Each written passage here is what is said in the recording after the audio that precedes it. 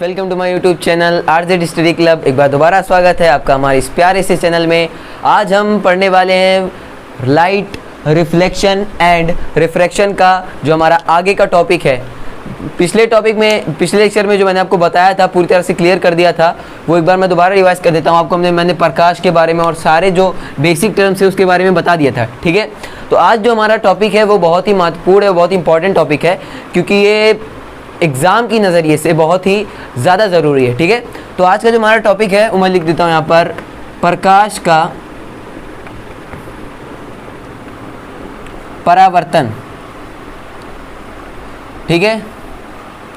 हमारा जो टॉपिक है वो क्या है, प्रकाश का परावर्तन है आज का हमारा टॉपिक।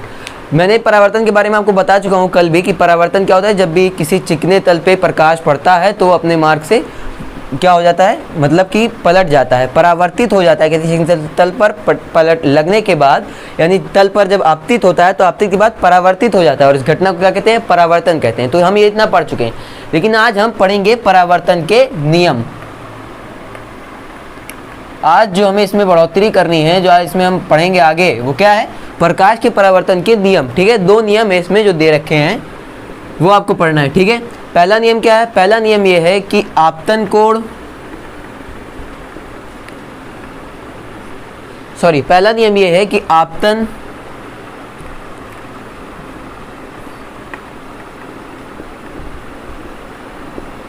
कोण परावर्तन कोण के बराबर होता है, बराबर होता है, ठीक है। पहला रूल ये है इसका। और दूसरा है कि जो तल होता है हमारा अभिलंब, आपतित किरण, एक सेकंड, आपतित किरण, परावर्तित किरण,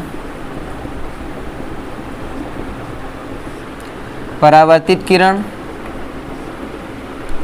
तथा अभिलंब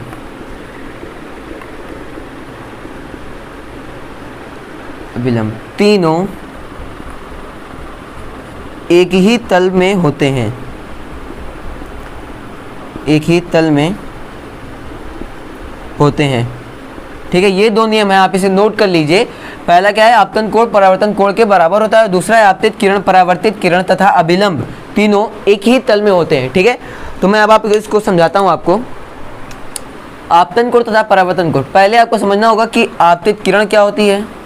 ये जो इसमें वर्ड यूज़ किए गए हैं, परावर्तित किरण, आपतन कोण, परावर्तन कोण और अभिलंब, ठीक है।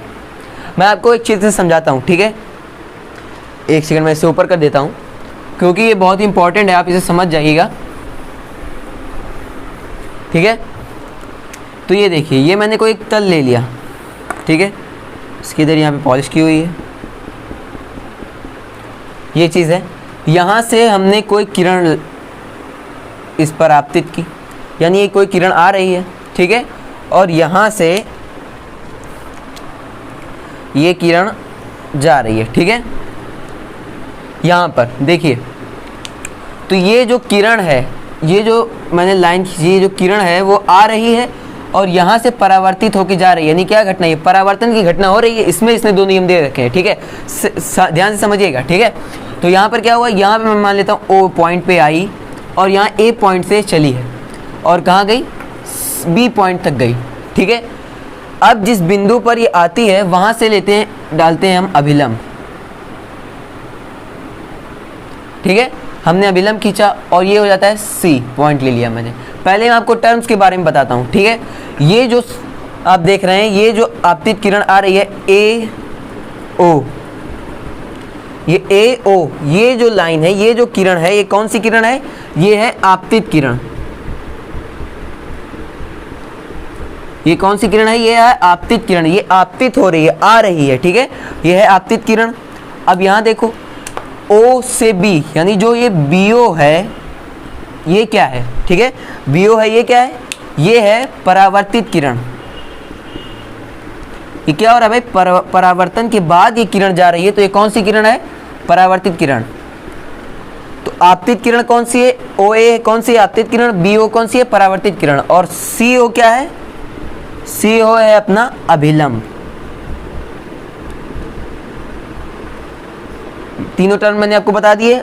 आपतित किरण कौन सी है, यहाँ से जो किरण आती है उसे आपतित कहते हैं, और जो परावर्तित होने के बाद जा रही है ये वाली कौन सी है, परावर्तित किरण है। अभिलंब कौन सा है भाई, जो हमने डाला जिस पॉइंट पर, ठीक है। अब देखिए परावर्तन कोण और आपतन कोण क्या होता है, ठीक है। आपतन कोण क्या होते हैं, आपतन कोण होता है ये कोण जो अभिलंब और आपतित किरण के बीच बनता है, उसे डिनोट करते हैं I से। और I क्या कहलाता है, I इज इक्वल टू क्या है, I क्या है अपना आपतन कोण है, ठीक है। मैं यहाँ पे लिख देता हूँ आपतन कोण, आप नोट करते रहिए इसलिए मैं लिख रहा हूँ ताकि आपको दिक्कत ना हो। आपतन कोण है ये I। अब जो कोण ये परावर्तित किरण है, परावर्तित किरण के साथ जो ये कोण बना रहा है इसे डिनोट करते हैं R से। और R क्या कहलाता है, R होता है परावर्तन, ठीक है, परावर्तन कोण। आपतन कोण और परावर्तन कोण, ठीक है, ये दोनों हो गए।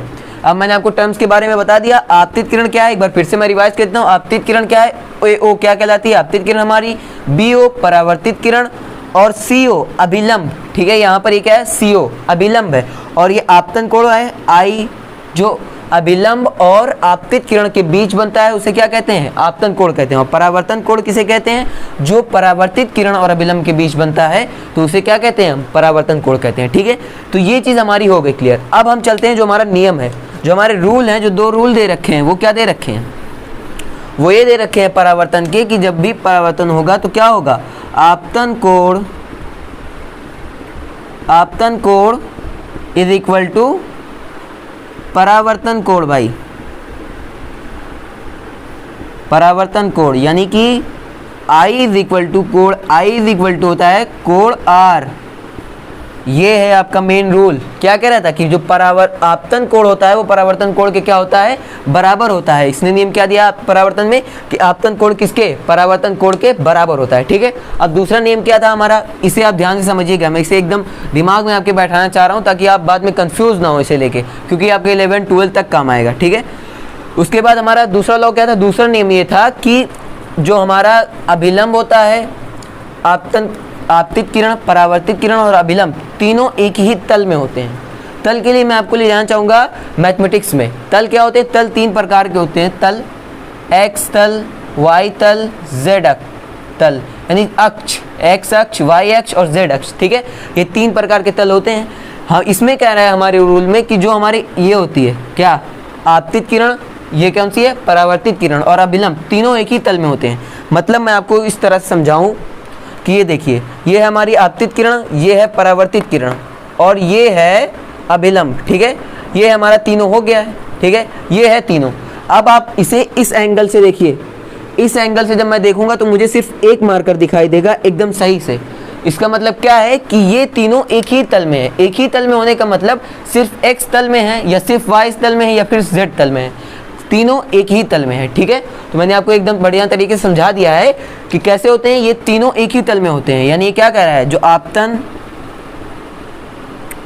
आपतित किरण और परावर्तित किरण, आपतित किरण, परावर्तित किरण और अभिलंब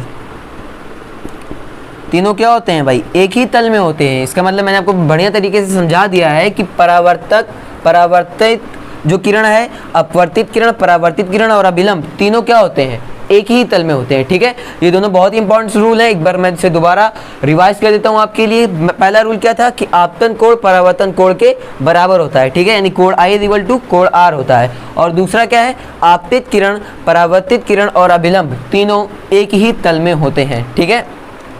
तो ये टॉपिक हमारा कंप्लीट होता है। चलते हैं अगली। तो फ्रेंड्स, हमारी जो अगली टॉपिक है वो है माध्यम, ठीक है। मैं माध्यम के बारे में आपको पहले बताऊंगा क्योंकि आगे जो हम पढ़ने वाले हैं वो है अपवर्तन। जैसे हमने पढ़ा था परावर्तन, परावर्तन क्या होता है कि जब किसी चिकने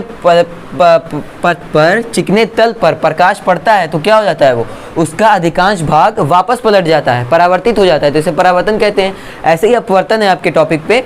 तो उससे समझने के लिए सबसे पहले आपको समझना होगा माध्यम के बारे में, ठीक है। तो माध्यम 2 प्रकार के आपको पढ़ने हैं, एक है विरल और एक है सघन। आप इसे ऐसे समझ सकते हैं कि विरल मतलब आसान और सघन मतलब टफ, कठिन। ठीक है, तो विरल और सघन ये दो होते हैं भाई। अब इनमें संबंध होता है कुछ, मैं आपको बताऊं कि विरल और सघन में कैसे संबंध होता है। ये मैंने आपको बताया था, ये मैंने बांट दिया। ये है विरल और यहाँ है सघन। ठीक है, जब कोई किरण विरल से सघन में जाएगी, ठीक है, ये है विरल हमारी, ये किरण आ रही है भाई, ठीक है, और ये सघन में जा रही है। ठीक है, तो विरल से सघन में जाने पे ऐसे सीधे सीधे नहीं चली आएगी, उसके मार्ग में विचलन पैदा होगा, मतलब कि वो अपने मार्ग से थोड़ा हट जाएगी, इधर उधर हो जाएगी। तो कैसे होता है ये विरल और सघन में, ये देखिए आप, जब विरल से सघन में जाती है तो क्या होता है, विरल से सघन में जाने पर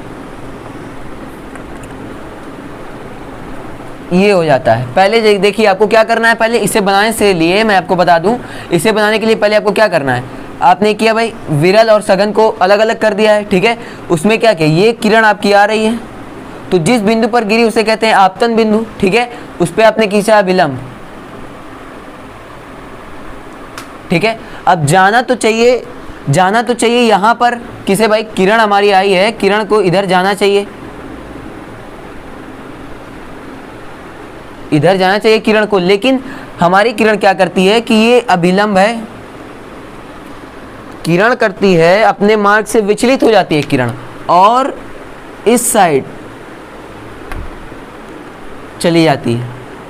ध्यान से समझिए इसे, विरल से सघन माध्यम में किरण आ रही, सिंपल तरीके से सघन माध्यम में आ रही है, विरल से सघन, तो विरल से सघन माध्यम में आने पर यह होता है कि विरल से सघन माध्यम आने पर प्रकाश की किरण अभिलंब की ओर झुक जाती है। दैट्स सिंपल, हमें पता है अभिलंब की ओर झुक जाती है। क्या होता है, अभिलंब की ओर झुक जाती है।